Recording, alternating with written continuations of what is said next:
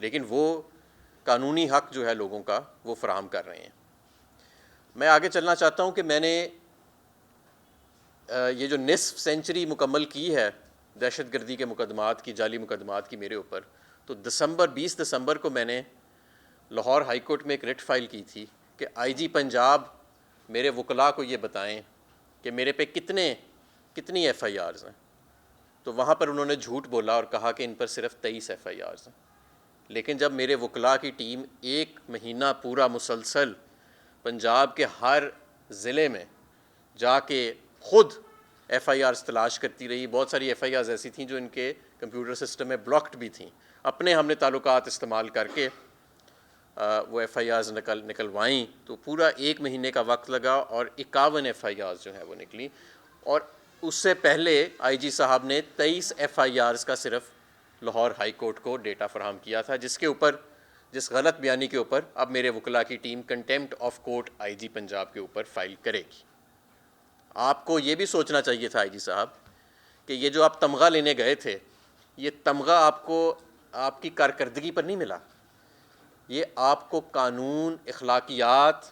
Fascism, قانون اور اخلاقیات کے اوپر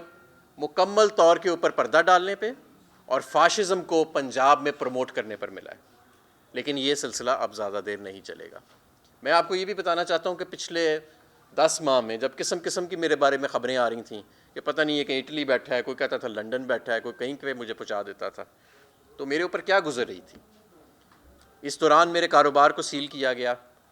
میری رہائش جہاں پر میرے بزرگ والدین رہتے ہیں، میرے بچے رہتے تھے، اس کو سیل کر دیا گیا۔ میرے بچے بھی اور میں بھی ہم پچھلے 10 ماہ سے دربدر ہیں۔ میرے 82 سالہ والد کو 2 مرتبہ گرفتار کیا گیا۔ میرے والد کو یہ بھی دھمکی دی گئی کہ اگر میں نے گرفتاری نہ دی تو میری بہنوں کے گھر جا کے وہاں پہ توڑ پھوڑ کی جائے گی، اور اس کے اگلے دن میری 3 بہنوں کے گھر ریڈز ہوئے اور وہاں پر شدید ایک طوفان بدتمیزی برپا کیا گیا۔ میری بہنیں وہاں پر موجود نہیں تھیں، لیکن ان کے گھر والوں کے ساتھ بہت زیادہ بدتمیزی کی گئی۔ اور میرا قصور کیا تھا کہ جس کی وجہ سے یہ نصف سینچری، اور یہ میرا صرف قصور یہ تھا کہ میں نے ان چوروں ڈاکوؤں کی ٹولی کو، جس کو کبھی آئی پی پی کا نام دیا جاتا تھا، کبھی پی ٹی آئی پی کا نام دیا جاتا تھا، کبھی نون لیگ کو لاڈلا لیگ کی شکل میں دوبارہ جنم دینے کی کوشش کی جاتی تھی، کبھی پیپلز پارٹی جو ایک زمانے میں اینٹی اسٹیبلشمنٹ جماعت کہلاتی تھی اور آج وہ بھی اسی اسٹیبلشمنٹ کے بل بوتے کے سہارے پر کھڑی ہے، کہ میں نے ان سب کو اس میں شمولیت اختیار نہیں کی، اور میں نے اپنے دور میں اس طرح لوٹ مار نہیں کی، اس طرح میں نے کرپشن نہیں کی جس طرح ان کے وزراء جن کو آج اس قوم پر مسلط کیا گیا ہے انہوں نے کی۔ میرا قصور صرف یہ تھا، اور میرا قصور سب سے بڑا یہ تھا کہ میں نے اپنے قائد عمران خان کو اس مشکل وقت میں چھوڑنے سے انکار کیا، اور نہ میں چھوڑوں گا۔ میں نے اپنی جماعت، میں اپنی کارکنوں کے ساتھ کھڑا رہا، اور اس کے نتیجے میں جس طرح چیف جسٹس فائز عیسیٰ صاحب کہتے ہیں نا، take the heat, if you can't take the heat get out of the kitchen, تو ہم نے چیف جسٹس صاحب ہم نے تو ہیٹ لے لی ہے، لیکن ہمیں ہمارا قانونی حق نہیں ملا۔ افسوس سے میں کہنا چاہتا ہوں پچھلے 10 ماہ میں صرف مجھ پر ہی نہیں، ہزاروں بے گناہ لوگوں پر جو جبر ہوا، جو ظلم ہوا، اس کا کون جواب دے؟